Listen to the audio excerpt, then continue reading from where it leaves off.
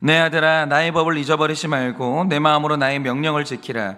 그리하면 그것이 내가 장수하여 많은 해를 누리게 하며 평강을 더하게 하리라. 인자와 진리가 내게서 떠나지 말게 하고 그것을 내 목에 매며 내 마음판에 새기라. 그리하면 내가 하나님과 사람 앞에서 은총과 귀중히 여김을 받으리라. 너는 마음을 다하여 여호와를 신뢰하고 내 명철을 의지하지 말라. 너는 범사의 그를 인정하라. 그리하면 내 길을 지도하시리라. 스스로 지혜롭게 여기지 말지어다. 여호와를 경외하며 악을 떠날지어다. 이것이 내 몸에 양약이 되어 내 골수를 윤택하게 하리라. 내 재물과 내 소산의 처음 익은 열매로 여호와를 공경하라. 다 같이 읽겠습니다. 그리하면 내 창고가 가득히 차고 내 포도즙 틀에 새 포도즙이 넘치리라. 아멘. 기도하겠습니다. 주님, 오늘 우리가 여전한 방식으로 이 아침에 또는 또 우리가 점심에 저녁에 이렇게 날마다 큐티를 합니다. 하나님, 우리가 이렇게 열심히 큐티하는 이유가 무엇이겠습니까? 그것이 바로 우리의 명철을 의지하지 아니하고 내 삶 가운데 하나님의 은혜 없이는 살 수가 없다라고 그렇게 하나님을 인정하는 것입니다. 하나님 인정하는 자마다 하나님께서 주신다 하신 복이 있사오니 그 복을 받아 누리게 하여 주시고, 오늘도 이 말씀을 통하여서 우리의 길이 하나님 앞에 인도되는 귀한 역사가 일어날 수 있도록 주님께서 은혜를 허락하여 주시옵소서. 오늘 이 아침에도 말씀하시면 잘 듣겠습니다. 말씀하여 주시옵소서. 예수님의 이름으로 기도드립니다. 아멘.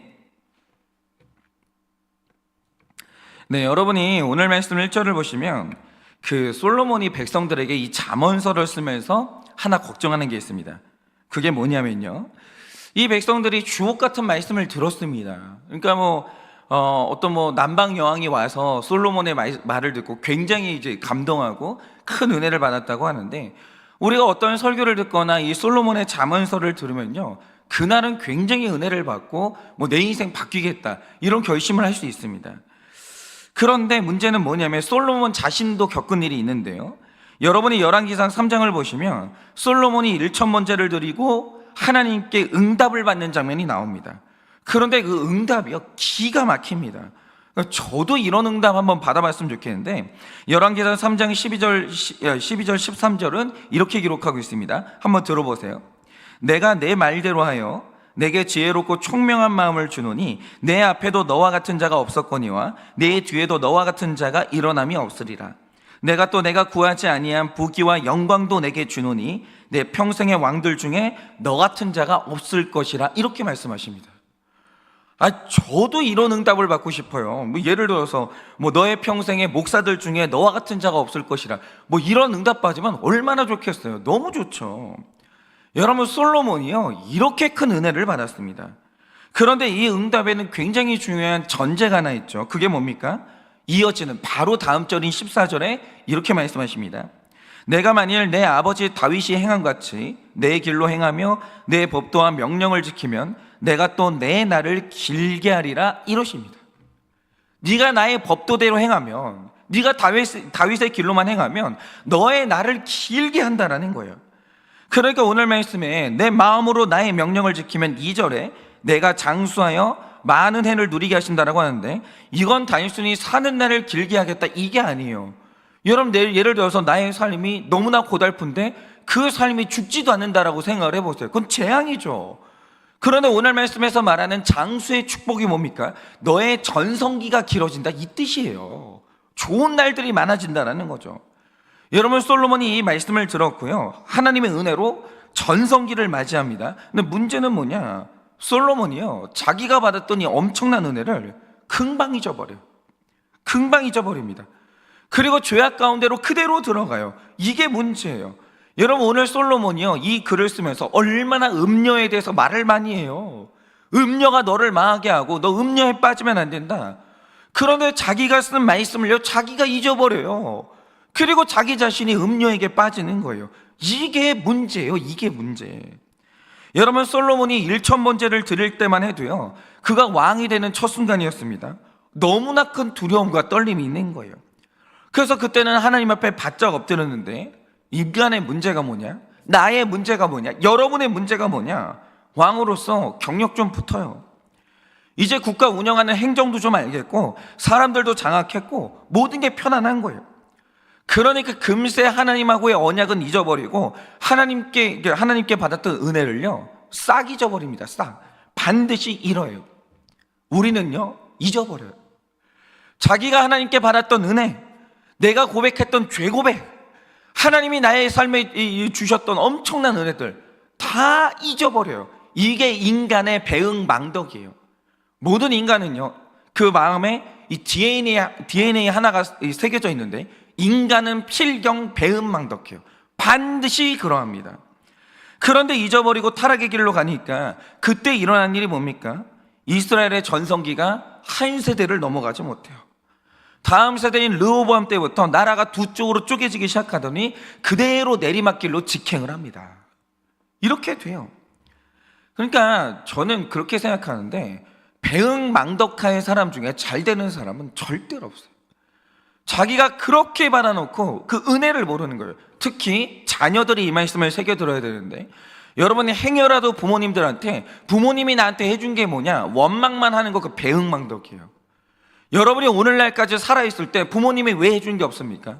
얼마나 많은 것을 해주고 얼마나 많은 희생을 했는데, 그런데 다 키워놨더니 나중에 하는 말이 뭡니까? 해준 게 뭐냐라는 거예요.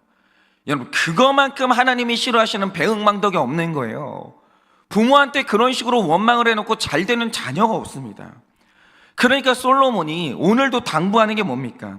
잠언의 말씀이 주어지는 것 중요하죠. 중요한데 제발 좀 잊어버리지 말라는 거예요. 제발 좀.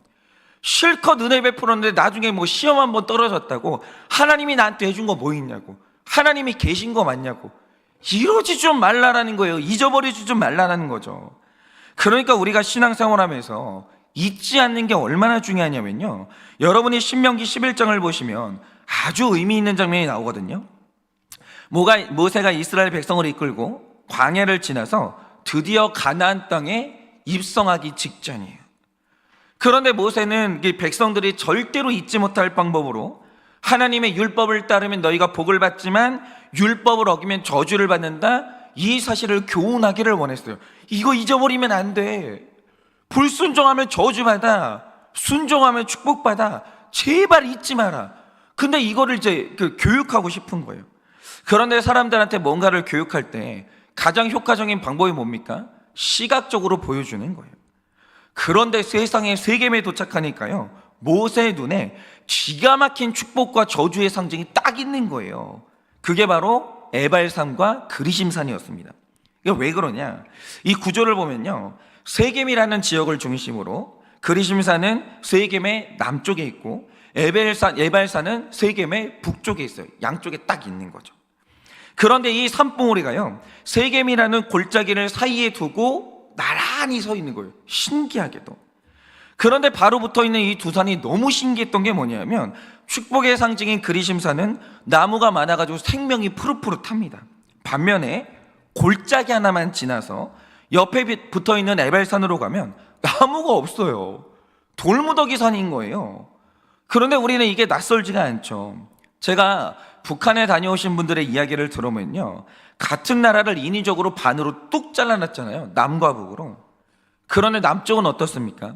산마다 숲이 우거지고 땅들이 그렇게 비옥한데, 딱 경계 하나를 넘어가서 북쪽으로 넘어가는 순간 산이요, 황토색이에요. 푸르른 게 없는 거예요. 산은 온통 돌산이고 땅이 가물어가지고 늘 흉년이라는 거죠. 그러니까 대한민국은 영적으로나 육적으로나 그리심산이고 북쪽은 영육간의 에발산인 거예요. 우리가 이걸 잊어버리면 안 돼요. 이건 하나님께서 우리 민족에게 주시는 세팅이에요. 기도하는 민족은 잘 되지만 기도 없이 하나님을 부인하는 민족은 망할 수밖에 없다라는 거예요. 우리가 이런 구조를 보고 있는데도 하나님을 부인한다라고 하면 우리가 그때 하나님께 징계를 받아도 할 말이 없는 거예요. 그래서 모세는 이 두 산을 축복과 저주의 상징으로 사용하기를 원했습니다. 그래서 한 게 뭐냐? 레위 지파가 두 산 사이에 있는 세겜 골짜기에 섭니다. 그리고 에발산의 6지파, 그리심산의 6지파, 이렇게 반을 뚝 나눠가지고 각 산 꼭대기 위로 올려보내는 거예요. 그리고 한 게 뭐냐? 세겜에서 레위 사람이 큰 소리로 말씀을 선포할 때마다 저주의 내용을 선포할 때는 에발산에 있는 지파가 아멘 하고 외치는 거예요. 그리고 축복의 말씀을 선포할 때는 그리심산에 있는 지파들이 아멘 하면서 또 화답을 하는 겁니다. 그런데 이게 산이니까요, 각 지파가 큰 소리로 아멘이라고 외칠 때마다 그 소리가 온 땅에 메아리를 치는 거예요. 저주의 말씀을 선포해도 아멘이라고 하고, 축복의 말씀을 선포해도 아멘이라고 하는데, 자기가 서 있는 땅이 너무 극명한 거예요. 눈에 보이는 거예요. 그러니 축복과 저주의 상징인 이 두 산과 함께 말씀을 잊을 수가 없는 거죠. 그래서 지금까지 그리심산은 말씀에 순종한 자가 받는 축복의 상징이 됐고, 에발산은 저주의 상징이 된 거죠.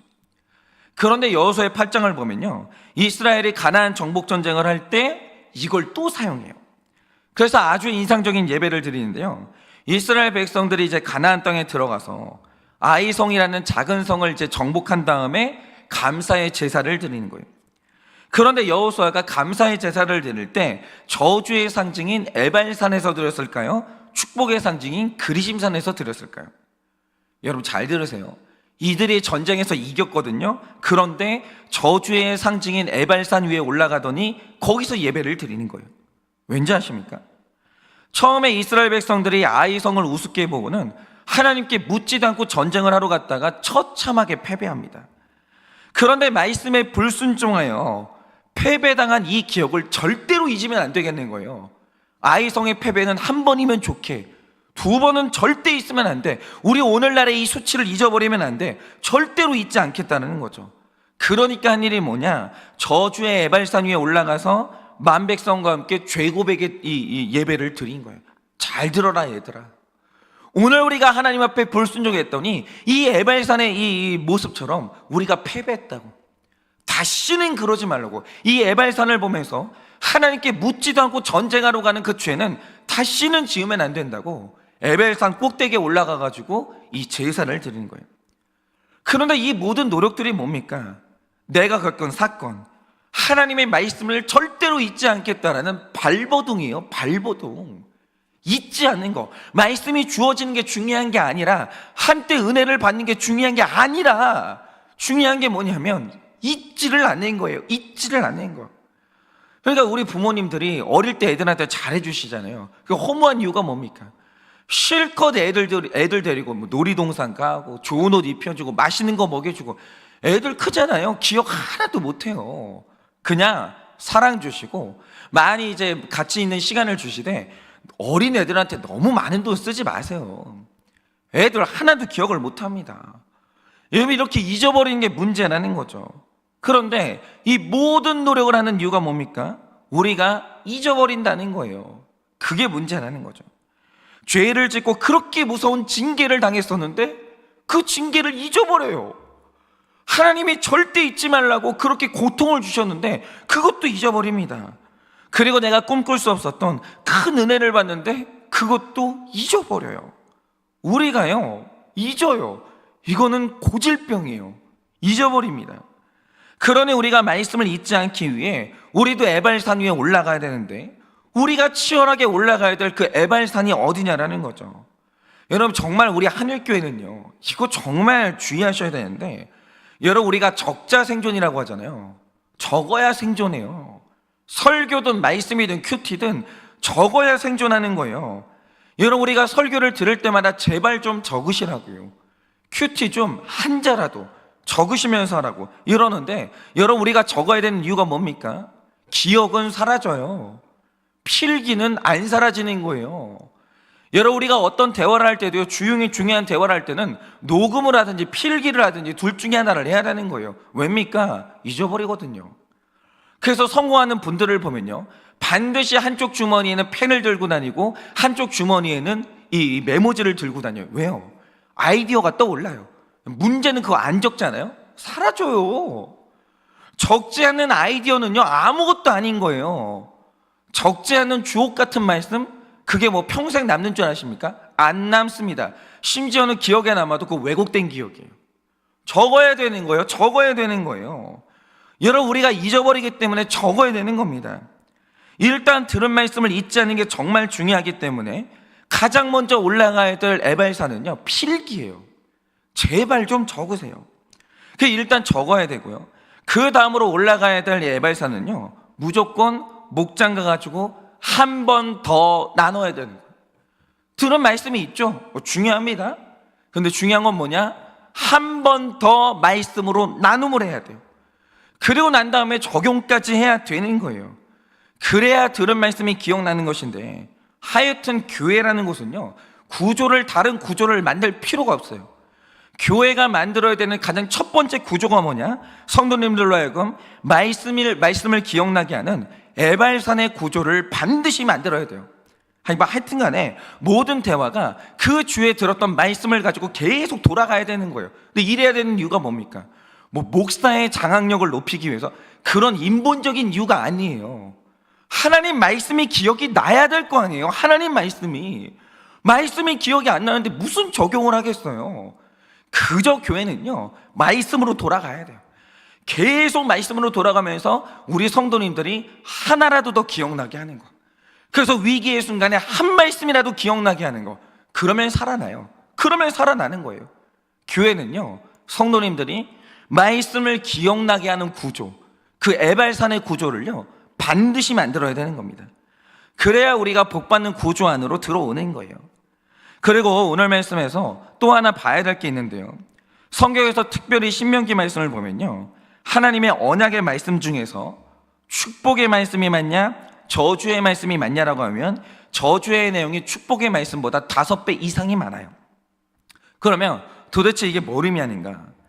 제가 한 강의를 듣다가 이 부분에 대해서 정말 옳다고 생각한 이제 강의가 하나 있었는데, 신명기 28장의 구성을 보면요, 축복의 말씀이 가장 처음에, 즉 중앙에 나오고, 그 다음에 5배가 많은 저주의 내용들이 그 축복의 말씀 주변을 감싸고 있는 구조예요.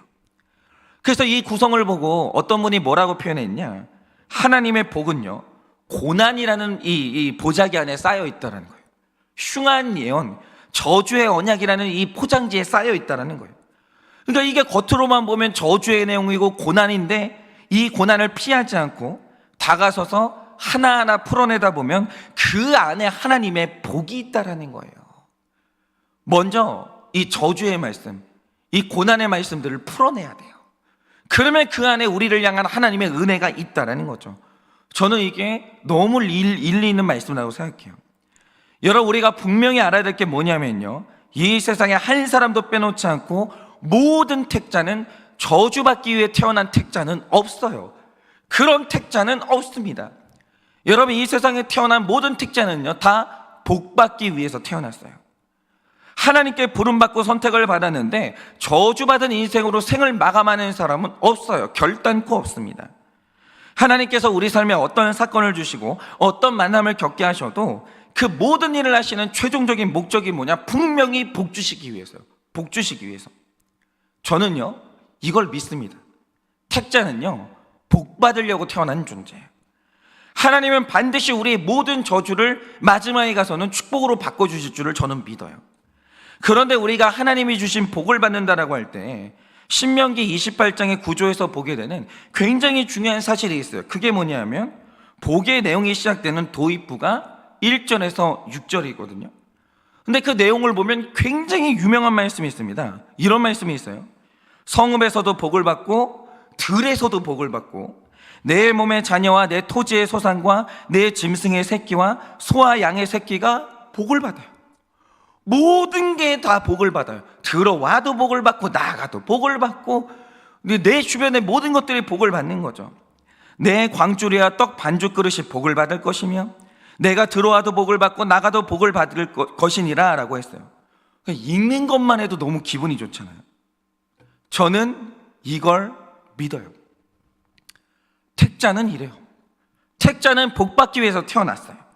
그런데 참 재미있는 것은 저주의 내용이 시작되는 도입부는 15절부터 19절인데 저주의 내용이 뭔지 아세요? 이게 재밌는데 축복의 말씀을 그대로 뒤집은 게 그게 저주예요. 내용을 살펴보면 내가 성읍에서도 저주를 받고 들에서도 저주를 받을 것이요, 또 내 떡 광주리와 떡 반죽 그릇이 저주를 받을 것이요, 내 몸의 소생과 내 토지의 소산과 내 소와 양의 새끼가 저주를 받을 것이며 내가 들어와도 저주를 받고 나가도 저주를 받는다. 똑같죠? 구조가 똑같아요. 그러니까 축복의 말씀을 그대로 뒤집은 게 뭐냐? 그게 바로 저주의 말씀이에요. 그러니까 지금 하나님이 말씀하시는 게 뭐겠습니까? 똑같은 축복의 말씀과 똑같은 저주의 말씀을 양쪽에 딱 놔요. 우리 앞에 딱 놔요. 두 가지를. 그리고 요구하시는 게 뭐냐? 순종하면 축복이고 저주하면, 불순종하면 저주인데 네가 선택하라는 거야. 네가. 나는 분명히 축복과 저주의 길을 네 앞에 내려놨고 둘 중에 어떤 길을 선택할지는 네가 선택하라는 거예요. 두신 것, 그러니까 축복과 저주를 두시는 것은 하나님의 일인데 그 둘 중에서 하나의 길을 선택하는 건 내 선택이라 이거죠. 여러분, 오늘 본문에서 중요한 핵심은 바로 이겁니다. 사람이 복을 받을 때 있죠. 고난을 당할 때도 있어요. 같은 교회를 다니는데 어떤 사람은 복 받아요. 어떤 사람은 고난 당해요. 그러면 도대체 내가 왜 이렇게 됐을까를 가만히 생각하면서 그 이유를 정직하게 파고 들어갈 때 반드시 그 끝에서 만나는 게 뭐냐? 거기에는 내 선택이 있었다라는 거예요. 제가 예전에 우리 교회 이제 권사님 간증에서 진짜 큰 깨달음을 얻었는데요. 이 권사님의 아버지가 그 옛날 분이시기 때문에, 그것도 지방 분이라서 뼛속까지 가부장적인 분이에요. 그러니까 자녀들의 일을 모든 걸 다 혼자 결정을 하셨다라는 거죠. 그래서 이 권사님의 신랑감도 아버지가 결정한 다음에 그리로 시집을 보낸 거예요. 그런데 이렇게 아버지가 보낸 이 결혼에서 너무 심한 물질 흉년과 관계의 흉년을 만난 거죠. 그럼 이때 당연히 나오는 게 뭐겠습니까? 아버지에 대한 원망이에요. 그래서 이 권사님도 그때 내 의견도 묻지 않고 아버지가 맘대로 시집 보내가지고 내 인생이 이렇게 됐다 이러면서 전부 아버지 탓을 했어요. 얼마나 원망했는지 모릅니다. 그런데 우리 권사님이 큐티 훈련을 받으면서 처음부터 다시 생각을 해본 거예요. 내가 왜 결혼했지? 이 결혼이 어떻게 성사가 됐지? 처음부터 다시 묵상을 했는데 거기에서 발견한 게 뭐냐? 신랑은 내가 결정한 게 아니니까 이 사람에 대한 사랑이 없는 거는 맞는데 정말 이 결혼에 내가 사랑하는 게 없었나? 아버지가 이 결혼을 하는 게 어떻겠냐라고 할 때 정말 내 마음이 너무 싫었는데 억지로 결혼했나? 그런데 이 결혼에 내가 사랑했던 진짜 중요한 게 있었던 게 눈에 보이는 거예요. 그게 뭐냐? 이 권사님 안에는 학벌우상이 있었는데 남편 학벌이 좋았던 거예요. 권사님은요, 그게 싫지 않았어요. 싫지 않았어요. 아무리 아버지라도요, 학벌이 없는 남자랑 결혼해라 발버둥을 쳤을 거라는 거예요. 그런데 아버지가 어느 날 모르는 남자를 딱 소개시켜 주는데 학벌이 좋더라는 거예요. 좋았대요. 그리고 우리 권사님이 돈을 좋아했는데 남편의 직장이 안정적인 직장이었고, 그리고 우리 권사님은 나만의 공간을 정말 사랑하는 분인데 남자한테 집이 있더라는 거예요. 즉 권사님이 정직하게 말씀하시는 게 뭐냐? 나는 그 사람을 사랑하지 않았다라는 거예요. 그거는 분명하다라는 거죠. 그런데 내가 이 사람 말고 사랑하는 세 가지가 있더라는 거예요. 돈도 있고 학벌도 있고 집도 있고 그렇더라는 거예요. 그래서 내가 반항하지 않고 결혼했지, 내가 좋아하는 게 아무것도 없는데 내가 어떻게 결혼했겠냐 이거예요. 가만히 뒤돌아보니까 이 결혼은요, 내 선택이었다라는 거죠. 내가 좋아하는 게 있었다라는 거예요. 그런데 이 결정이 나를 고난으로 밀어 넣었죠. 그런데 우리 권사님의 인생이 바뀐 계기가 있었어요. 그게 뭐냐? 그것도 권사님의 결정이었어요. 남편이 결혼했는데 직장을 잃고 돈을 잃고 집을 잃어가지고 엄청난 심각한 흉년 가운데 있었습니다. 그런데 그때 고난당하고 있을 때 누군가가 교회를 가보지 않겠냐고 권유를 했는데 우리 권사님이 간증한 게 뭐냐? 나는 내 인생에서 내 맘대로 한 게 몇 가지가 없는데 내 인생에서 누구의 간섭도 받지 않고 오로지 혼자의 결정을 한 유일한 몇 가지가 있는데 그게 뭐냐? 예수 믿기로 한 결정은요, 처음으로 내 의지로 결정했던 첫 번째 결정이었다는 거예요. 그런데 이 결정 또한 우리 권사님의 인생을 180도로 바꿔놓은 거예요. 맞습니다. 여러분, 오늘 우리에게 어떤 고난들이 왔어요. 결혼이 고난이고 물질이 고난이고 직장의 고난이고 질병의 고난이 왔어요. 그 고난이 왜 왔습니까? 그 고난이 왜 왔어요? 정직하게 들여다보시라 이거죠. 그 고난이 왜 왔습니까? 그걸 들여다보면 거기에 뭐가 있냐? 하나님의 뜻과 상관없이 내리는 나의 결정들이 있었던 거예요. 신앙 버리고 인본적으로 결정한 나의 결정이 있었다라는 거죠. 그러므로 나오미가 그랬듯이 나의 잘못된 결정을 뒤집는 유일한 방법이 뭐냐? 정반대로 유턴해서 하나님의 뜻대로 다시 결정하면 되는 거예요. 인생은 바뀌어요. 내 결정이 바뀌면 나의 인생이 바뀌는 거예요. 그러면 저는 100% 믿기로 하나님께서 복 받는 길로 가기로 돌이키면 기록된 복을 주실 줄을 저는 믿어요. 믿는 거예요. 그러면 우리가 여기에서 꼭 물어야 되는 질문이 있죠. 그러면 어떻게 해야 우리가 하나님의 뜻대로 결정할 수 있는 것인가? 오늘 말씀은요, 굉장히 중요한 기준 하나를 말해주는데요, 5절 6절을 보면 이런 말씀이 있습니다. 내 마음을 다하여 여호와를 신뢰하고 내 명철을 의지하지 말라. 너는 범사의 그를 인정하라. 그리하면 내 길을 지도하시리라. 이러시는데요, 이게 진짜 중요한 말씀이에요. 그러니까 많은 분들이 저한테 묻기를, 내가 지금 중요한 결정을 앞두고 있고 하나님의 뜻을 알기를 원하는데 도대체 어떻게 하면 하나님의 뜻을 알 수 있습니까? 어떻게 하면 하나님의 음성을 들을 수 있습니까? 물어보거든요. 그런데요, 이거 진짜 간단해요. 그리스도의 몸이 뭐예요? 교회예요. 그래서 하나님의 음성을 듣고 싶으면요, 일단 신본주의적인 가치관이 있고 말씀이 있는 공동체에 물으면 되는 거예요. 근데 제가 전제가 있습니다. 그게 뭐냐면 아무데나 물어보지 마시고 내 귀에 듣기 좋은 말 해주는데 가지 마시고 일단 기복적인 교회는 아웃이에요. 뭐든지 잘 될 거다, 좋게 될 거다, 축복받을 거다, 여러분 이런 식으로만 말해주는 기복적인 교회는 아웃이에요. 말씀이 있어야 되는 거예요. 말씀이, 신본적인 가치관이 있어야 되는 거예요. 그런 공동체에 물으시면 되는 겁니다. 그러면 하나님은 언제나 7절 말씀처럼 하나님을 경외하는 자를 통해서 말씀하시고 교회를 통해서 말씀하시기 때문에 잘 물어보는 사람, 겸손하게 하나하나 물어보는 사람은 틀림없이 하나님의 음성을 듣고 그분의 지도를 받는 거예요. 그러니까 뭘 해도 일단 교회 공동체에 물어보는 그 행위 자체가 뭐냐? 그게 6절 말씀처럼 범사의 하나님을 인정하는 것이고 7절 말씀처럼 스스로 지혜롭게 여기지 않는 겸손이에요. 물어보는 거, 잘 물어보는 거, 그게 얼마나 중요한지 모릅니다. 그래서 하나님은요, 물어보는 행위 자체를 기뻐하시는 거예요. 질문이 얼마나 중요한지를 몰라요. 여러분이 모세오경을 보시면 모세와 여호수아가 뭘 해도 묻고 결정하는데 유일하게 묻지 않고 결정했던 때가 있었어요. 그게 언제냐? 이 모세의 경우에 가나안 땅에 정탐꾼을 보낼 때 이상하게 하나님한테 묻지를 않아요. 정탐꾼을 보낼까요? 말까요? 묻지를 않아요. 그냥 백성이 정탐하겠다라고 할 때 그가 그걸 좋게 여깁니다. 그런데 묻지도 않고 정탐꾼을 보냈다가 40년 광야 생활로 들어가 버려요. 그리고 또 여호수아의 경우에 그 작은 아이성을 놓고 전투를 할 때 이것도 하나님께 묻지를 않아요. 그래서 정복 전쟁 중에 그 가장 작은 성인 아이성한테 패배를 하게 됩니다. 그러니까 언제나 성경에서 나타나는 치명적인 결정의 원인은 언제나 묻지 않고 결정하는 데서 시작되는 거예요.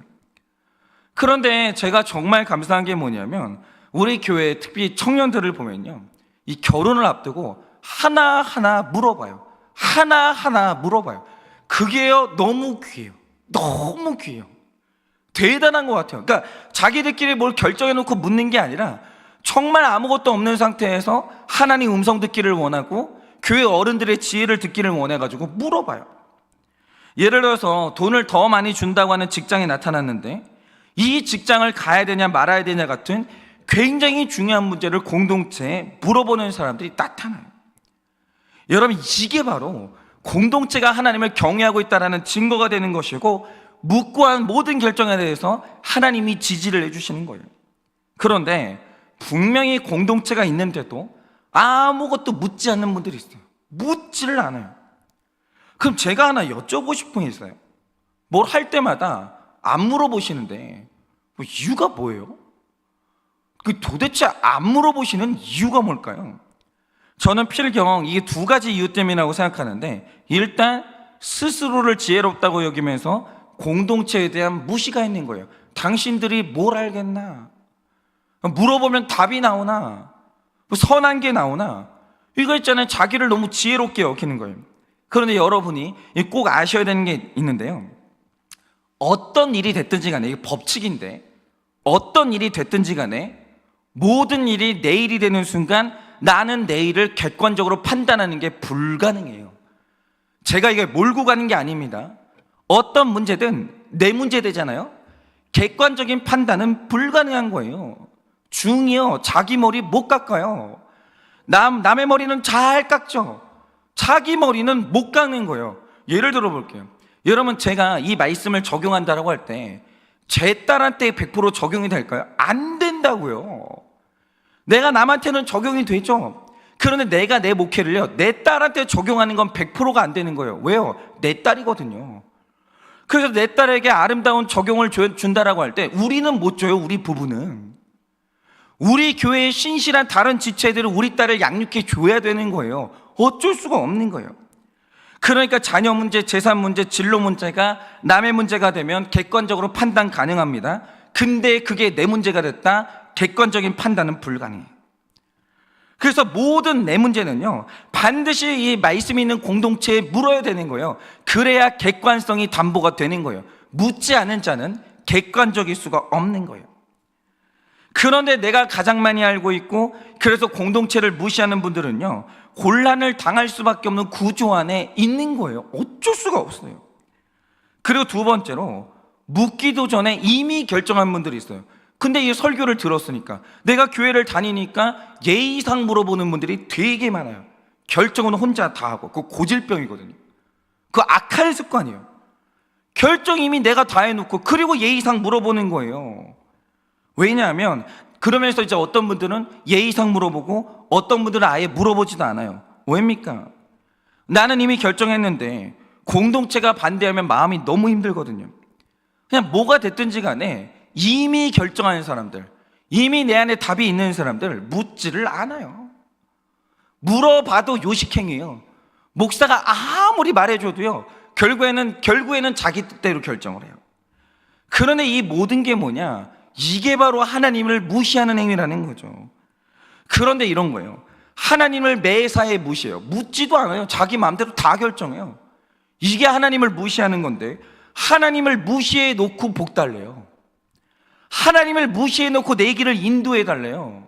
죄송한데 그거는 모순이에요. 여러분 같으면 하시겠어요? 내 자녀가 매사에 나를 무시해요.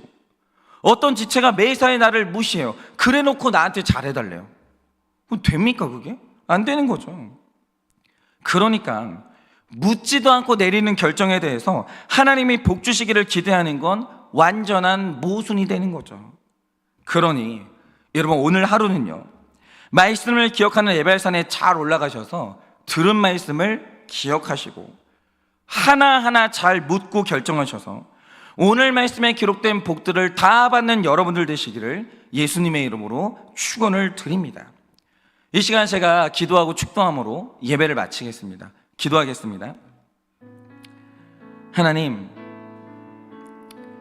제가 지난날에 하나님께 받은 그 많은 은혜가 있고 또 죄를 지어서 당했던 징계가 있었는데 주님, 제가 잊어버립니다. 그래서 주님, 저는 설교할 때마다 간증합니다. 잊지 않으려고 간증합니다. 내가 죄인인 걸 잊지 않으려고 간증하면서 죄 고백을 하고, 하나님께 받은 은혜를 잊지 않으려고 간증하고 날마다 기록합니다. 하나님, 잊지 않게 하여 주옵소서. 하나님의 그 큰 은혜를 잊지 않게 하여 주시고, 내가 죄를 지어서 정말 지옥에 갈 수밖에 없었던 죄인이라는 사실을 잊지 않게 하여 주시고, 하나님이 내 삶에 선물로 주셨던 징계들을 잊지 않게 하여 주시옵소서. 그래서 거룩하게 살 수 있도록 주님이 은혜를 허락하여 주시옵소서. 또한 우리 모두가 다 하나님께 공동체에 하나하나 물어봐서 묻고 결정하는 것을 하나님이 지도하실 수 있도록, 주여 우리가 잘 물어보는 인생 될 수 있도록 주님이 은혜를 허락하여 주시옵소서. 지금은 우리 주 예수 그리스도의 은혜와 하나님 아버지의 그 크신 사랑과 성령님의 위로하시고 교통하여 주시는 그 역사하심이 잊지 않기 위해 날마다 에발산에 올라가고, 정말 하나님의 지도를 받기 위해 주님을 인정하면서 잘 물어보는 모든 성도들 위해 지금으로부터 영원 무궁토록 함께 있을지어다. 아멘.